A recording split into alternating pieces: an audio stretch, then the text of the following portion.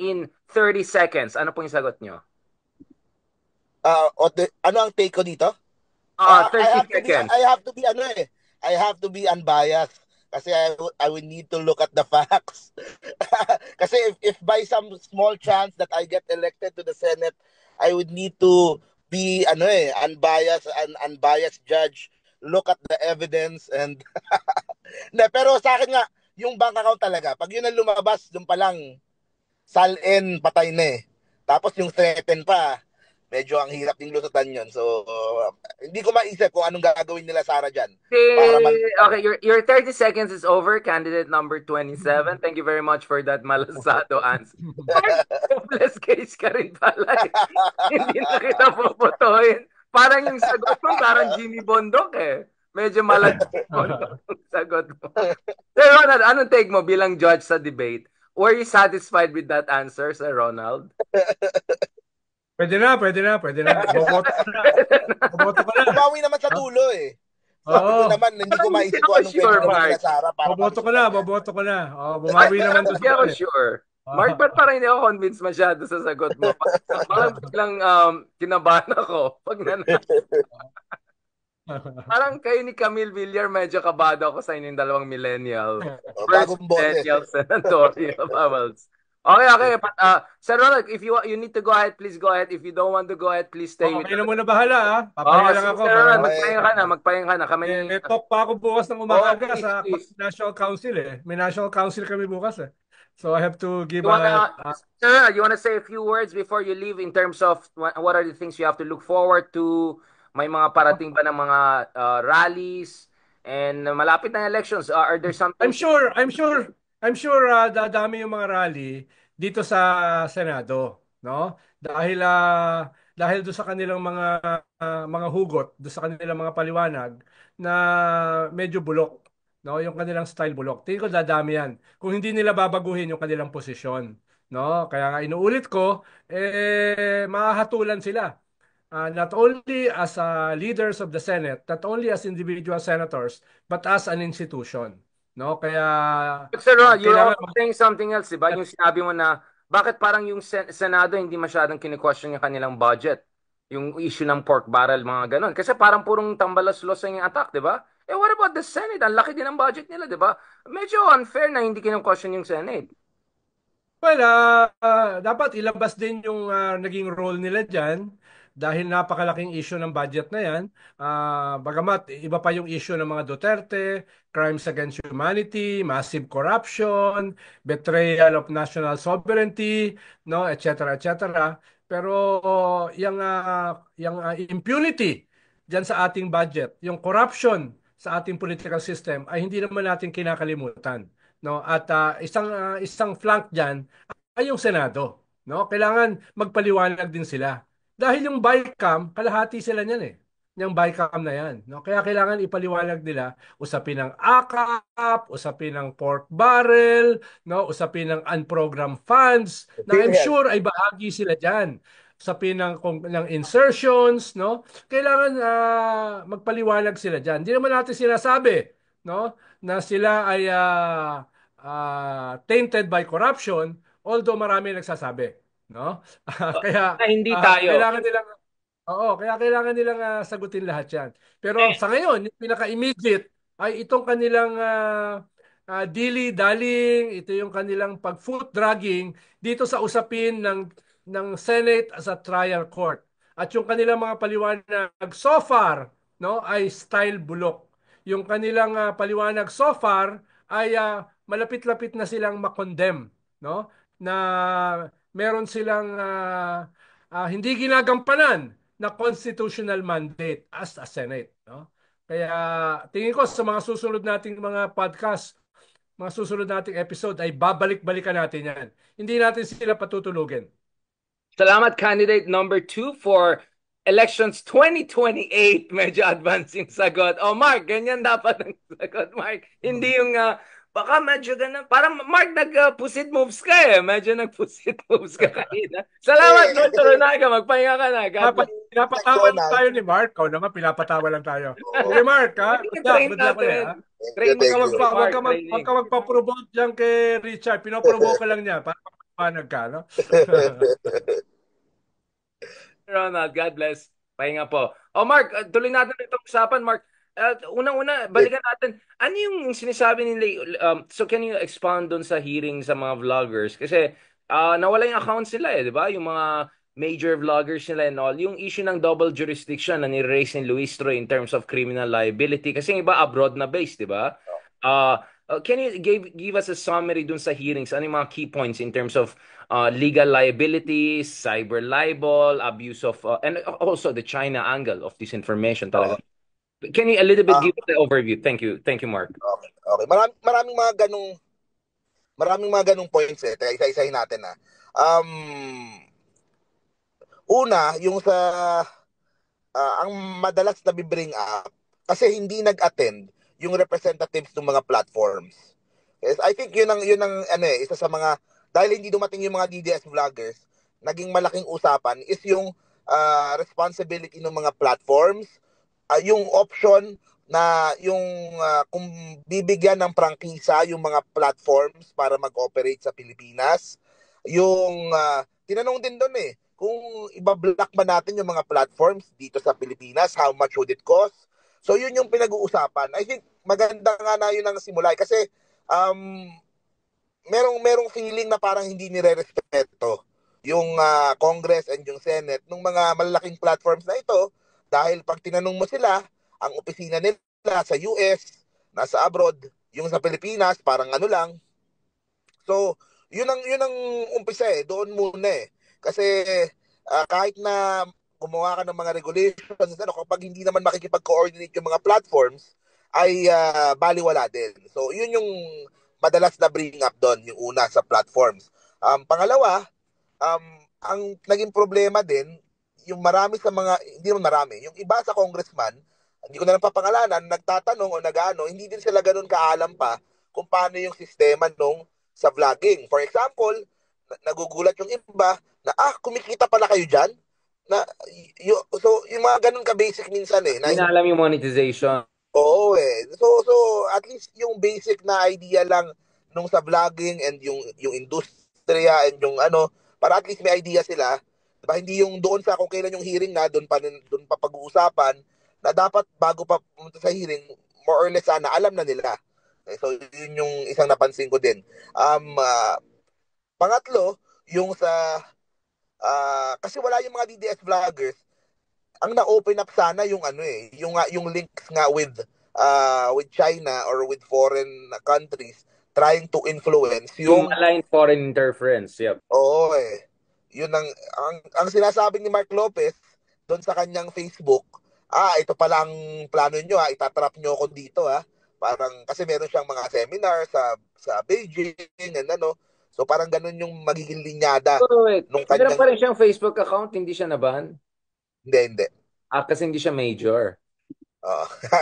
Ano yan, kumaga OG yan sa DDS.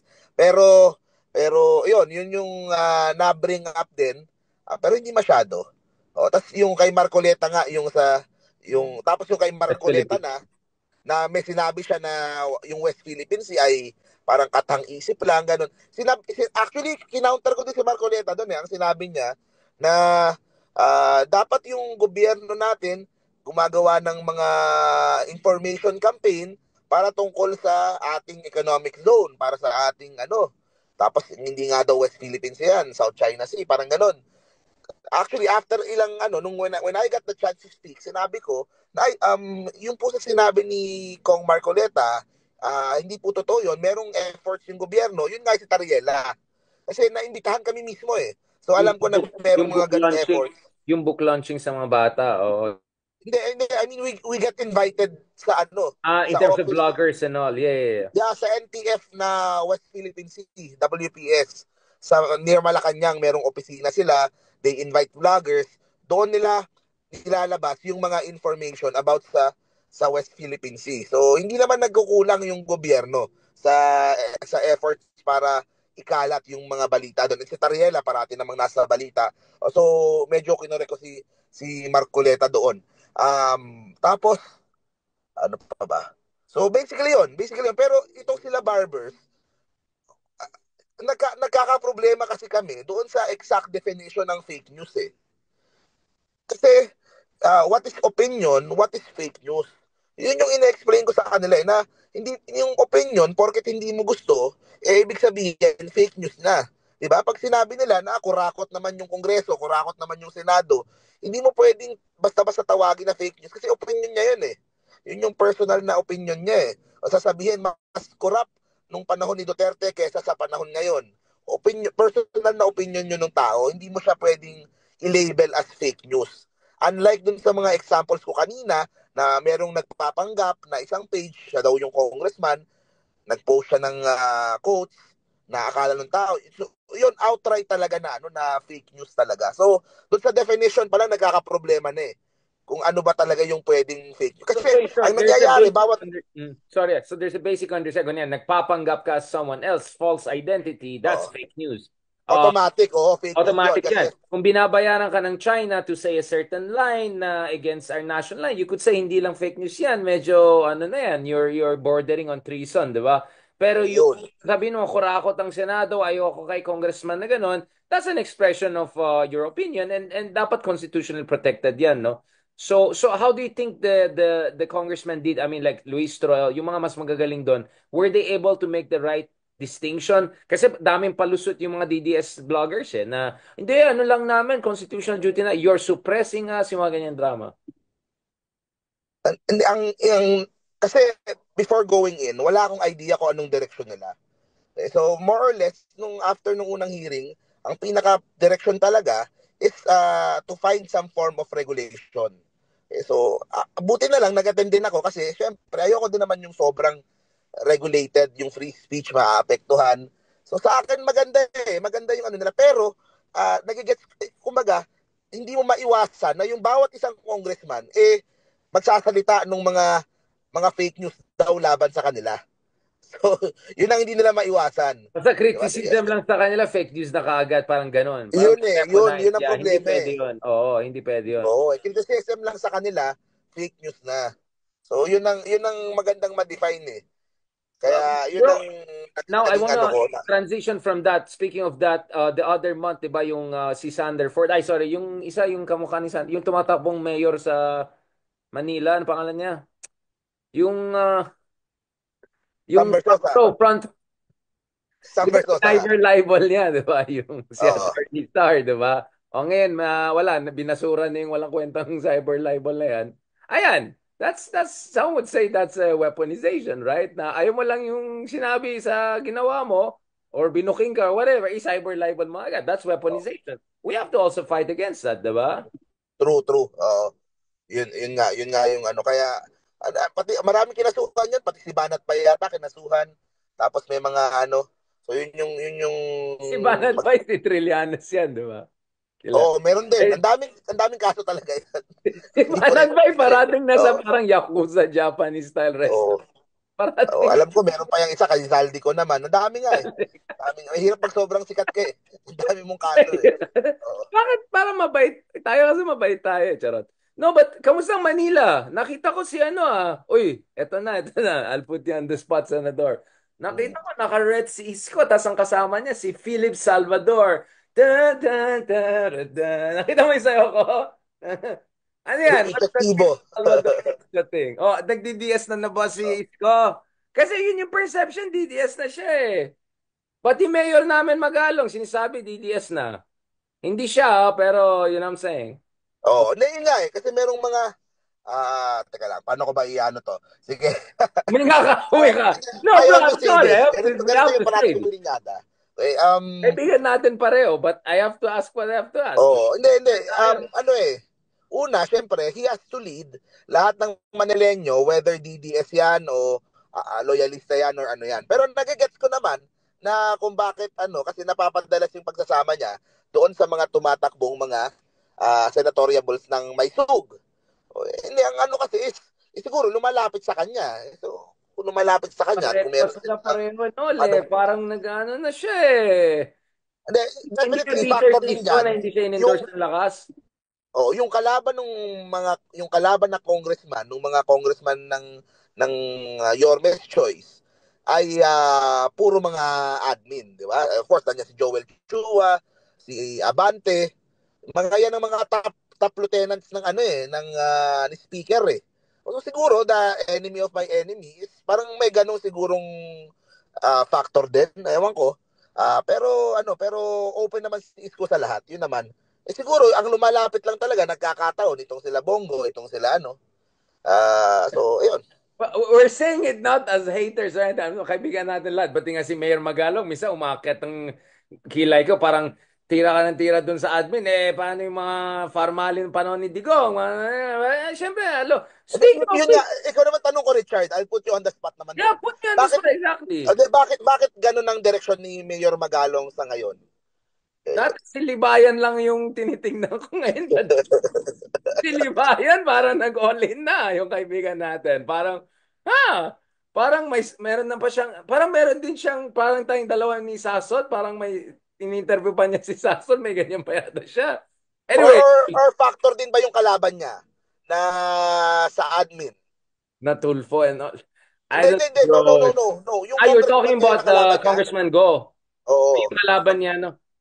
Yeah, I'm sure. Kaso, to be honest, love natin, a family friend natin, but I'll tell him, because I hope to interview him soon. No, ang problema kay Mayor Magalong is, okay, I'm all for you criticizing the admin for alleged corruptions or whatever, but parang, ano nga naman tayo, di ba? Yung paano ni Digong, di ba? Balikan din natin yan. So, yeah, so, kasi he was very critical of Aquino. He's now very critical of this admin. Parang hindi lang. So, yun lang. I mean, I will have an honest conversation with him. So, don't worry. Hindi lang ikaw I'm putting on the spot. Oo. I'm putting myself on the spot. Kasi alam Yes, ko, in fairness kaibigan to natin Isko, pareho to mga mayor na to eh. So, but I have to be fair, bro. I have to be fair.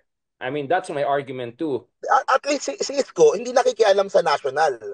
Di ba? You don't hear him Oo. criticizing Si Mayor NSI. Magalong, ironically, more national siya, no? Kahit Oo, more hindi national na, yung hirit eh. yung pro, Yun lang, si Isko, nakakasama niya talaga.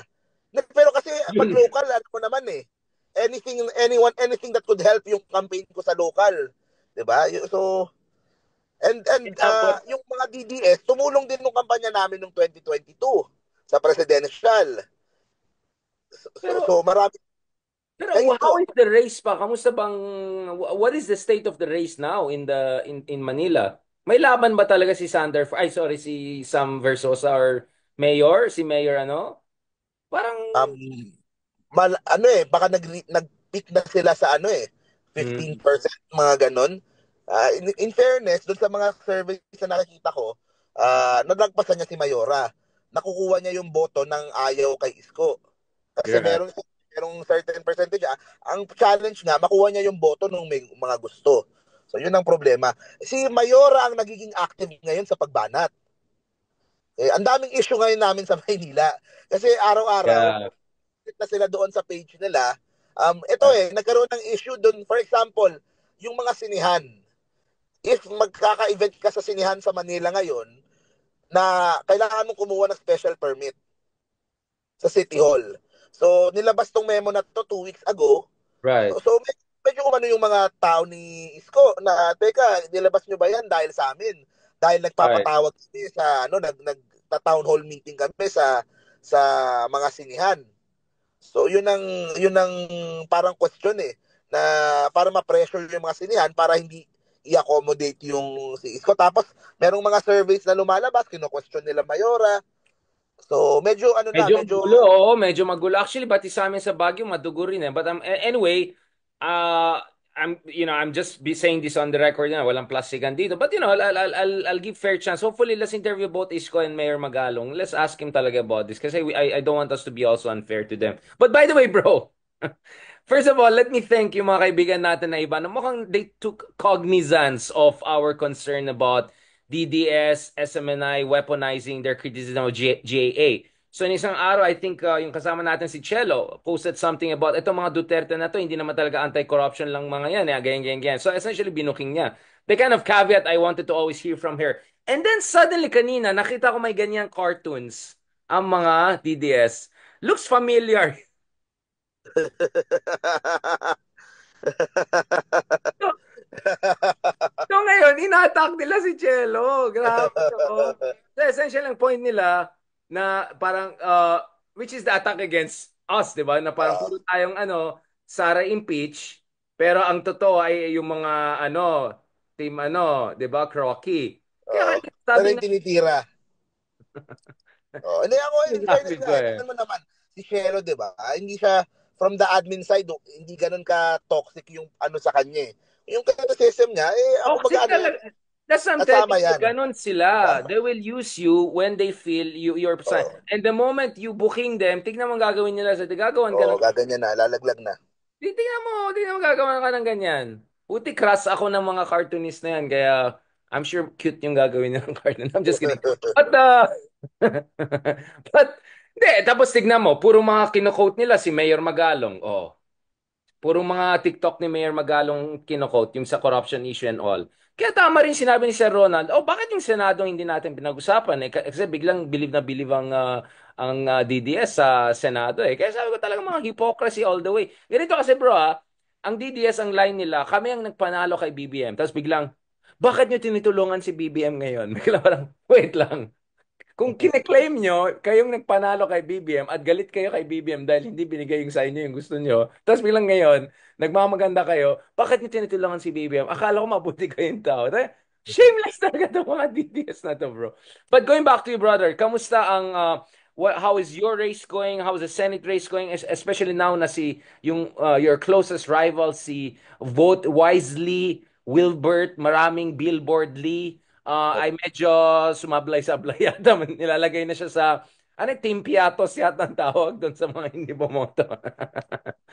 Are you gonna maximize the Team Piatos? Ano? Hindi, ano ko eh.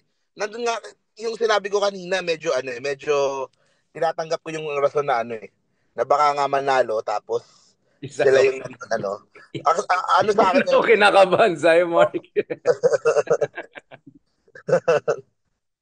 medyo acceptable sa akin yung nirason nila na yon. Kasi Sige. ano pa eh. Hindi, kumaga una sa boto, for example kasi ito kay Erwin Tulfo, meron akong pa ilan-ilan na nababasa na naiinis sa kanya, pero hindi eh. Ano pa rin siya, still one of the trusted ng Congress leadership. Hindi, it doesn't mean na hindi ka bumoto na na yung kumaga questionable na yung allegiance more hindi din eh. So kumaga sa akin hindi siya ganun kalaking You Sige have lang. more than enough votes. Sige lang. Sige. Candidate number Pero 27. ito na lang eh. Merong ibang role si Erwin Tulfo eh. Basta ang role niya is to win, mag number one, Number one, and yeah. yun eh. In the same way for Bongo din, di ba? Kaya tahimik siya nung the whole time sa mga meron siyang role eh. His role is to re-elect sa Senate para meron siya lang kakampi doon. So hindi sa akin hindi basihan yung pagiging niya eh. Mm. One side or another doon sa pagboto. Kasi And, meron siyang specific role na he needs to play. O yung but, iba, nakahanap na lang ng excuse. Di ba? So, at kung ikaw yun. sa Pato de la Rosa, wala ka talagang choice kasi yayariin ka ng Oo. government. Yung mga Villars, syempre, questionable pa din talaga. Hindi mo alam, pwedeng mag-Duterte, pwedeng so maganda ding, yun talaga, mahirap talagang May basahin. bakanteng lupa. Just kidding. Oo. All right, all right. Thank you so much, Mark. I know you had a long day, fantastic day. Marami tayong pag-usapan. Let's arrange something in person hopefully soon next week, whether dyan sa Caloocan with mayoral candidate Sonny Trillanes. Tinanong ko nga si mayoral candidate Sonny Trillanes kung sakaling matalo siya and sa tingin niya hindi tama yung vote, January 6 coup d'etat siya dyan sa Caloocan. Magdadala ba siya yung Magdalo ba? Susugurin nila yung Hindi Caloocan. yan, Will mananalo you yan. support that, Mananalo Mark? yan. Will you support that? Kung dayaan siya, will you support a military takeover? Hindi yan, mananalo yan, mananalo yan. Yun naman. So, madalas ko sa lang kasama. Kung In fairness, dayaan tinutulungan siya. nila ako. Kunyari dayaan Sa siya. pag-ikot ko. Papakudeta natin yung Caloocan. Okay, sige, sige. Okay, salamat, bossing. Ha? Salamat, bossing. Thank you. Thank you for not mentioning na minention pala ako ng mga ibang DDS. Bakit si Darian? Sabi nga, ma-ICC na nga yung September. Katulad ng sinabi ni Justice Carpio, hindi namin sinabi anong taon. Hindi ko kasi pinanood yung press ko nila eh. Kasi Kaya nasa sila hearing press pa ako con, nun eh. inattack kaming dalawa ni... Sino pa bang isa? Dalawa ka? Ni Maria Ressa rin. Oo. Maria Ressa ang inattack. So I'm in good company. I feel good. I feel good. Thank you for putting me next to Maria Ressa. Hindi ko Thank you. napanood eh, kasi nandun pa ako sa hearing nun. Natatawa Kaya, talaga. Pero guy, kawawa naman daw sila. Kawawa yung mga kapatid niya kung makulong siya dahil sa fake news. So, sa akin lang, ang last word ko lang doon sa mga DDS na di pumunta. Sa akin lang ha, kasi ako naniniwala ako na if you like to throw punches, di ba? If you're, dapat you need to, kailangan harapin mo eh. Kumaga, uh, kung mahilig ka panindigan mo. mag-bash, mahilig ka, you need to face them din eh. That's So, yun what ang, ko din sa sarili ko eh. Kung meron ako nahihiritan, kung meron akong na criticize, dapat you are willing na harapin yung taong yun eh. So, yun eh. Siguro, they don't feel that way. Unless you're Mark Gamboa at napakabait and you can always be friends with everyone. Wonderful. Beautiful, beautiful, beautiful. Thank you very much. Thank you. Number 27, Mark Leroy Gamboa, para sa Senador. Thank you so much, brother. And see you soon. In person na tayo next, ha? Tama na. Yeah, nag-meet in person tayo. Nakita ba, brother, na-miss ka namin. And with si Kristan din, nagsiset up din kami ng studios, etc. We're cooking up something, bro, para more regularly. Let's do something sa studio. Okay. Ang studio naman. Thank you very much, brother. Talk to you soon. God bless. Ingat sa drive.